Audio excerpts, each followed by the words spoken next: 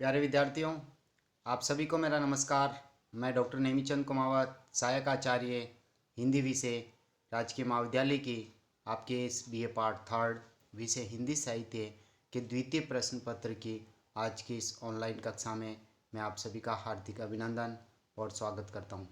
प्यारे विद्यार्थियों, आपके इस द्वितीय प्रश्न पत्र के पाठ्यक्रम में दो पाठ्य पुस्तकें लगी हुई है।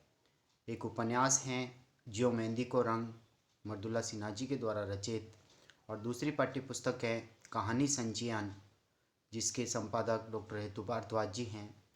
हाल ही की जो ऑनलाइन कक्षाएं हो रही है, हमने उसमें आपकी इस कहानी संचयन पाठ्यपुस्तक में संकलित 9 कहानियों में से आरंभिक 6 कहानियों का हमने अध्ययन कर लिया है। और आज हम उसी क्रम को जारी रखते हुए 7वीं जो कहानी के रूप में जो संकलित है जगार कहानी, जो विपुल ज्वाला प्रसाद जी के द्वारा रचित है, इस कहानी का हम अध्ययन करेंगे। तो आइए हम आरंभ करते हैं विपुल ज्वाला प्रसाद जी के संक्षिप्त कर्तृत्व और व्यक्तित्व के परिचय से।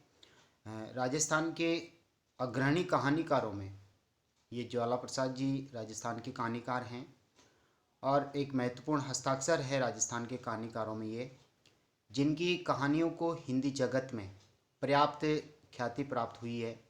विपुल जी का जन्म राजस्थान के एक गांव पिपरोआ, जिला धौलपुर में हुआ था और उनके पिता का नाम श्री पंडित राम गोपाल शास्त्री जी हैं, जिनके सानिध्य में उनकी आरंभिक शिक्षा दीक्षा संपन्न हुई।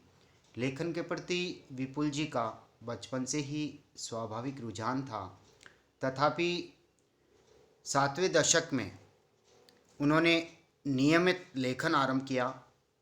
उन्होंने नवगीत, कहानी, निबंध, रिपोर्टाज, बाल गीत यानी बच्चों पर गीत आदि विधाओं में रचना की सृजन कर्म किया तथा विभिन्न प्रकार की पत्र पत्रिकाओं में उनके लेख प्रकाशित हुए। उनकी रचनाओं का पर्याप्त उन पत्र पत्रिकाओं में स्वागत हुआ। विपुल जी की जो रचनाएं हैं वो सारिका, नवनीत, नवभारत टाइम्स, समाज कल्याण, हरिगंधा, ट्रिब्यून, अमर उजाला, राजस्थान पत्रिका, इतवारी पत्रिका, दैनिक भास्कर, नई दुनिया, मधुमती जो उदयपुर से निकलती है, कथानक, जागती ज्योत आदि में बराबर रूप से प्रकाशित होती रही है। उनका एक कथा संकलन टीले राजस्थान से तथा दूसरा जगार सन्मार्ग प्रकाशन नई दिल्ली से प्रकाशित हो चुके हैं। विपुल जी को भारत सरकार द्वारा सम्मानित किया जा चुका है। उनकी कहानियों का तेलुगु भाषा में अनुवाद भी हो चुका है तथा वे तेलुगु की एक साहित्यिक पत्रिका विपुला में प्रकाशित और प्रशंसित भी हो चुकी है। संप्रति यानी हाल ही में विपुल जी स्वतंत्र लेखन कर रहे हैं और कृष्णा कॉलोनी, रामगंज मंडी, कोटा में निवास कर रहे हैं। आपकी कहानी संचयन पाठ्यपुस्तक में उनकी जो कहानी संकलित है उसका शीर्षक है जगार। जगार का तात्पर्य जागृति, जन जागरण यानी अन्याय और अत्याचारों के प्रति जन जागृति को लेकर के ये कहानी लिखी गई है। जगार विपुल जी की एक प्रतिनिधि कहानी है जो समाज में व्याप्त असमानता के विरुद्ध तल्ख स्वर मुखरित करती है। तल्ख यानी तीखा, तेज स्वर मुखरित करती हैं। कहानी में जनई यादव अपने धन बल यानी कहने का तात्पर्य धन की शक्ति उसके पास है और पशु बल यानी वो हिंसा और अत्याचार करता है, इस ताकत के सहारे राजेश और उसके भाई की जमीन पर वह जबरन कब्जा कर लेता है। राजनीतिक स्तर पर भी वह बहुत ताकतवर है, उसकी पहुंच है, यानी जनई यादव एक प्रभावशाली व्यक्ति है और इसलिए तहसीलदार जी भी उसके खिलाफ कोई कार्रवाई नहीं करते हैं। जनई का यानी जनई यादव का जो भय है, जो आतंक है, वो पूरे गांव तथा आसपास के परिवेश में व्याप्त है। सभी लोग उससे भयभीत हैं और वो अत्याचार और अन्याय करता रहता है क्योंकि उसकी पहुंच आगे तक है। इसलिए उसके खिलाफ कोई आवाज़ उठाने का साहस नहीं करता है। उसके खिलाफ होने वाली पंचायत में भी कोई भी व्यक्ति गांव का सम्मिलित नहीं होता है। राजेश इलाके के मोजिज व्यक्ति यानी सम्मानित व्यक्ति, माननीय व्यक्ति, बुजुर्ग व्यक्ति पातीराम के पास भी मदद मांगने के लिए जाता है, किंतु पातीराम भी उसे टरका देता है, यानी एक तरह से उसकी बात को सुनकर भी अनसुनी कर देता है, उसकी बातों पर ध्यान नहीं देता है। किंतु राजेश इस अन्याय का विरोध करने का संकल्प लेता है। गांव तथा इलाके के सभी लोग जानते हैं कि जनई यादव अन्याय और अत्याचार करता है, पर उसके खिलाफ कोई बोलता तक नहीं, किसी की आवाज़ तक नहीं निकलती।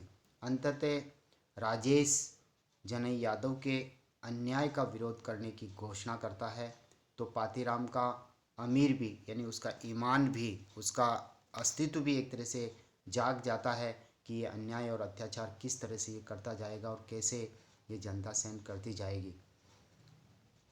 तो उसका ईमान भी हृदय में जागृत हो जाता है और वह अपने पुत्रों को ललकारता है कि वे जनई के अन्याय के खिलाफ राजेश का साथ दें।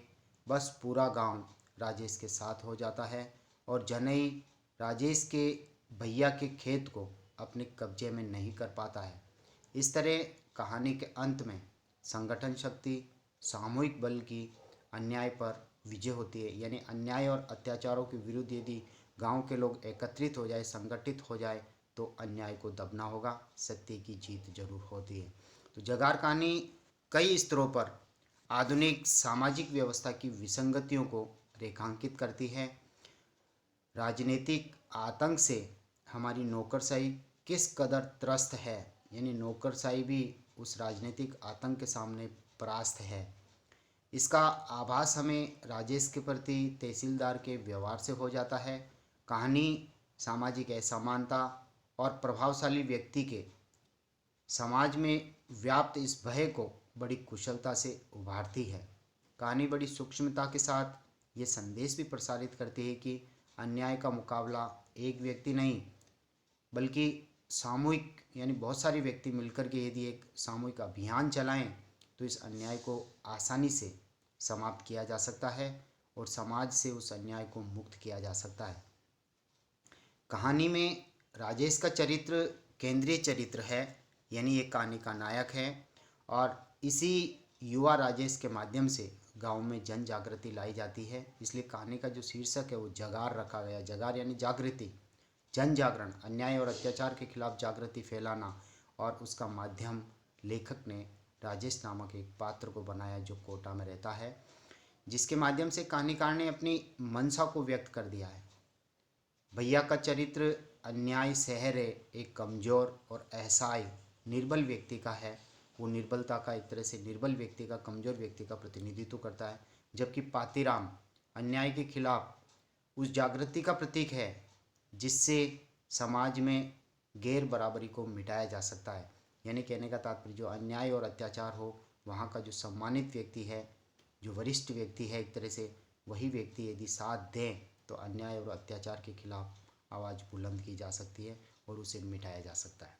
जगार एक रोचक कहानी है तथा लेखक ने इस कहानी में यथा आवश्यकता आंचलिक भाषा का सार्थक प्रयोग किया है, यानी अंचल विशेष में जो देशज शब्द जो प्रचलन में रहते हैं उनको कहानीकार ने उपयोग में लिया है और उन्हीं की भाषा में वह शब्द कहलवाए हैं, जिससे इस कहानी में कथा यानी कथा का रस बढ़ जाता है। रस की अनुभूति इसमें होने लग जाती है और कहानी पाठक पर अपेक्षित प्रभाव छोड़ती है, यानी अपना गहरा प्रभाव आशा का अनुरूप छोड़ करके चली जाती है। तो इस कहानी का जो मुख्य पात्र हैं वो राजेश हैं और आपकी जो मुख्य परीक्षा में जो प्रश्न आएगा वो राजेश के चरित्र चित्रण पर आपके प्रश्न बनता है। तो सबसे पहले हम इस कहानी का अनुशीलन कर लेते हैं, कहानी से हम गुजर लेते हैं, कहानी को हम पढ़ लेते हैं। इस कहानी में सामूहिक शक्ति एवं जन जागरण की विजय दिखाई गई है। जगार का सीधा सीधा तात्पर्य है जागरण, और ये जो कहानी है सवाई माधोपुर और धौलपुर के आसपास के एक गांव की हैं और इसमें जो पात्र हैं वो एक बाहुबली, जो दद्दा प्रवृत्ति के जो लोग होते हैं, अत्यंत प्रभावशाली, जिसकी चवन्नी चलती है, ऐसा ही एक बाहुबली जनई यादव इसमें है। और राजेश जो कोटा में निवास करता है, जिसके भाई की ज़मीन हड़प ली जाती है और भाई इसको तार दे करके राजेश को बुलाते हैं और राजेश फिर गांव में जन जागृति ला करके जनई यादव के अत्याचार को मिटाता है और उसके भाई की जो ज़मीन है उसे वो छुड़ाता है। और एक पात्र इसमें ग्रामीण ही वरिष्ठ नागरिक पातीराम भी हैं और विपुल ज्वाला प्रसाद जी के द्वारा रचित ये कहानी है। कुछ पात्रों के नाम नामोल्लेख जरूर होता है। एक मूला नामक पात्र भी इसमें आता है कि जिसकी 5,000 की भैंस को ये जनई यादव 500 रुपये में जबरन खरीद लेता है।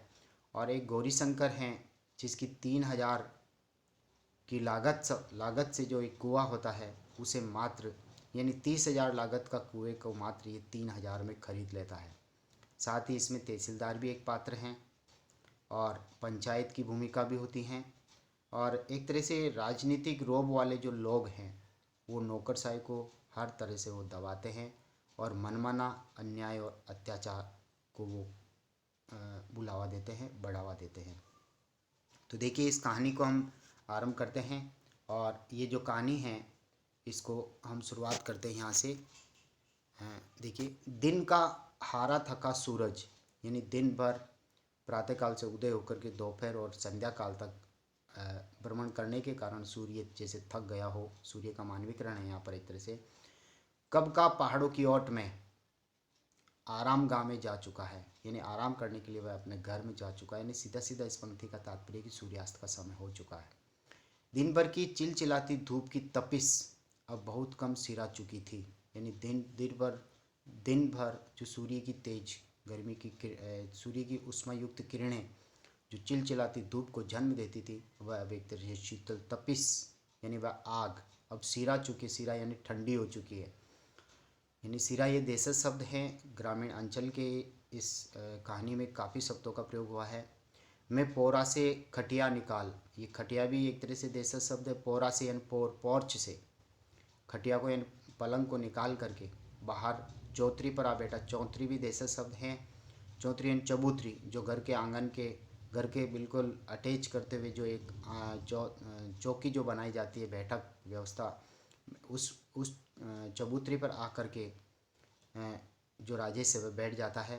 भैया तो पहले ही अपनी खटिया पर वहाँ लेटे हुए हैं और भाभी भी भैंस के खनोटे में साना पानी डाल करके यानी दाना पानी डाल करके चारा आदि दे करके वह भी हाथ धो करके और पास ही ज़मीन पर एक बोरी को बिछा करके, एक टाट बिछा करके, जिसे गेहूं की बोरियां होती है वो खाली बोरी को बिछा करके टाट पे वह भी राजेश के पास आकर के यानी देवर के पास आकर के बैठ जाती है। भैया की तरह उसके चेहरे पर चिंता और तनाव की रेखाएं खिंची हुई है। वह चिंता करती कि किस तरह से इस जनई यादव ने जो हमारे खेत पे जो कब्जा कर लिया कैसे इसे छुड़ाया जाए। उन्होंने मुझे अपनी पीड़ा बताई, यानी कहने का तात्पर्य जो भी पीड़ा है वो सारी की सारी पीड़ा राजेश को बताई। ऐसे तो यही कैसे गुजर होगी लाला जी अर्थात हे देवर जी, ऐसे तो कैसे हम बिना खेत के कैसे हमारा गुजारा कर पाएंगे, उसकी चिंताएं भी, भाभी की चिंताएं भी बढ़ती जाती है।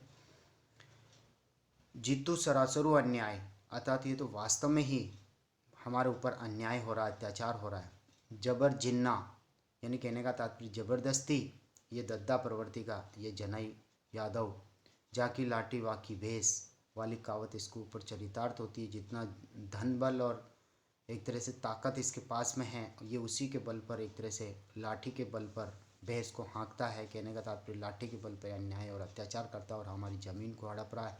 न केवल हमारी ज़मीन को बल्कि पूरे गांव में इसका आतंक छाया हुआ है। मैंने उन्हें ढाढ़स बंधाई, यानी राजेश ने भाभी को एक तरह से दिलासा दिलवाई, चिंता मत ही करो, यानी चिंता मत करो, जा अन्यायी को, यानी जो अन्याय इसने किया है जरूर कुछ न कुछ इलाज करेंगे, यानी इसका कुछ न कुछ उपचार और उपाय हम ढूंढेंगे।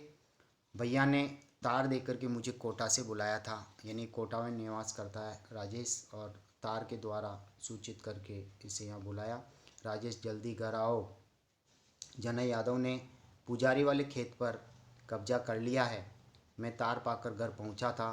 खेत के चारों ओर घुसकर मैंने देखा, सचमुच जनई यादव जो है अपनी नई तोड़, यानी कहने का तात्पर्य उस मेड़बंदी को तोड़ करके और ज़मीन को खोदते फाड़ते फाड़ते यानी खोदते खोदते पूरे पुजारी वाले खेत में वह घुस आया था। और ये पुजारी वाला जो खेत है ये राजेश के भाई का था, जिस पर उसने एक तरह से कब्जा कर लिया है। 3 बीघा जो खेत है उसमें से सिर्फ उसने 10 बिस्वा टूक भैया के लिए छोड़ दिया। टूक यानी पड़तल भूमि उसके लिए छोड़ दी, जिसके ऊपर बंजर है, कुछ भी पैदा नहीं होता। वह भी नोना खाया, यानी कहने का तात्पर्य उस पर कुछ भी पैदा नहीं होता। ऊसर है, उसमें तो बेशरम का पेड़ भी नहीं उलय पाता है, यानी कोई जंगली पेड़ भी उसमें उग नहीं सकता। ऐसी ज़मीन उसने छोड़ दी और बाकी पे कब्जा कर लिया। खेत में जनई द्वारा ज़बरदस्ती हल बगाड़ते समय यानी हल चलाते समय बीमार सीमार यानी बीमार, ये सीमार यानी प्रतिद्वंदी निकल कर के शब्द आया है। बीमार जो भैया है वो जोर ताकत से, तो उसे क्या रोकते, यानी इनमें खुद में इतनी ताकत नहीं है, कमज़ोर हैं और वो जनई यादव का मुकाबला ताकत से बल से नहीं कर सकते। भैया ने उससे सिर्फ मुंह जबानी ही प्रतिरोध जताया था, यानी केवल मुंह से ही बातचीत करी थी और विरोध किया था। कमज़ोर गरीब के संग ऐसो अन्याय ठीक नहीं लल्लू सा, यानी इन गरीबों के साथ में इस तरह से आप अन्याय कर रहे हैं, ये ठीक नहीं है, उचित नहीं है। तुम अपनी नई तोड़, यानी कहने का तात्पर्य तुम अपनी मेड़बंदी को तोड़ करके खोदते खोदते हमारे खेत में ही घुस आए हो। कच्चू न्यायो अन्यायो, कुछ न्याय अन्याय के बारे में तो आप सोचो, ऊपर वाले से तो डरो। कहने का तात्पर्य ऊपर वाले भगवान से तो कम से कम डरो। तुम इस पृथ्वी तल पर कितना अन्याय और अत्याचार कर रहे हो। तो खेत में हल बगाड़ता जनई उन पर कोड़ी जैसी आंखें काटता, यानी कहने का तात्पर्य टुकुर टुकुर उसको देखता, गुस्से में उसको देखते हुए वो अपने आतंक और भुज बल पर वह धीरे धीरे वह अधिकार कर लेता है। दंगार पड़ा था, यानी कहने का तात्पर्य उबल पड़ा होगा, गुस्से गुस्से में काफ़ी कुछ फटकार दिया होगा और बेचारे भैया कुछ नहीं कर पाए। जा जा कामू करी तेरो, अर्थात जा तू यहाँ से, तू तेरा काम कर। दिमागू खराबू मती करी, यानी तुम हमारे दिमाग को खराब मत कर। आयो न्यायो अन्यायो, यानी न्याय और अन्याय सिखाने के लिए तुम चल पड़े हो।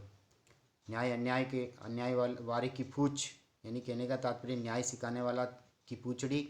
एक तरह से ऐसे हम बोलते हैं देशज भाषा में, अपनी एलोट ज़मीन ऐते काजे छोड़ी दूँ, अर्थात मेरी ये कीमती ज़मीन को मैं ऐसे ही फालतू में थोड़ी छोड़ दूँगा। बोनी को टुक चुकट्या मंगता, यानी बहुत सारे अपशब्द भी वो भैया को कह देता है, राजेश के भैया को। अपना सा मुँह ले, भैया घर वापस आ गए थे। इस जबर जिन्ना, यानी ये ज़बरदस्ती जो है दादा प्रवृत्ति का ये व्यक्ति जनई काका जनई यादव, इसके खिलाफ उन्होंने गांव की पंचायत भी जोड़ी थी भैया ने, किंतु गांव का कोई भी आदमी जनई के डर के मारे राम निहोर की चौपाल पर, यानी राम निहोर की ये जो चौपाल है उस पर ये पंचायत होती थी, उसमें कोई भी नहीं पहुंचा। रात के पहले पहर तक लोगों की बाट देखते देखते एक तरह से परास्त हो गया है भैया और अपने घर लौट आए, पंचायत में कोई नहीं पहुंचे। गाड़ी अंधेरी रात सनसना रही है, सब जगह खटखना एकांत पसरा था, इन सुनसान जगह थी। मैं और भैया घर के बाड़े में सो रहे थे और भैया को नींद नहीं आ रही थी। वे पशुओं के लिए एक तरह से आग उबलते बिनोलों की तरह चिंता में गुदगुदा रहे थे और वह बार बार खटिया पर सोते से उठ बैठते ही और बीड़ी सुलगा लेते हैं और बीड़ी के लंबे लंबे। प्यारे विद्यार्थियों, आज की इस ऑनलाइन कक्षा को हम यहीं समाप्त करते हैं और पृष्ठ संख्या इस 75 से हम पुनः इसको आरंभ करेंगे। आपको बहुत बहुत धन्यवाद। आप कॉलेज के इस यूट्यूब चैनल को सब्सक्राइब जरूर करें, क्योंकि सब्सक्राइब करने पर ही महाविद्यालय में आपकी ऑनलाइन उपस्थिति सुनिश्चित हो सकेगी। आपको बहुत बहुत धन्यवाद।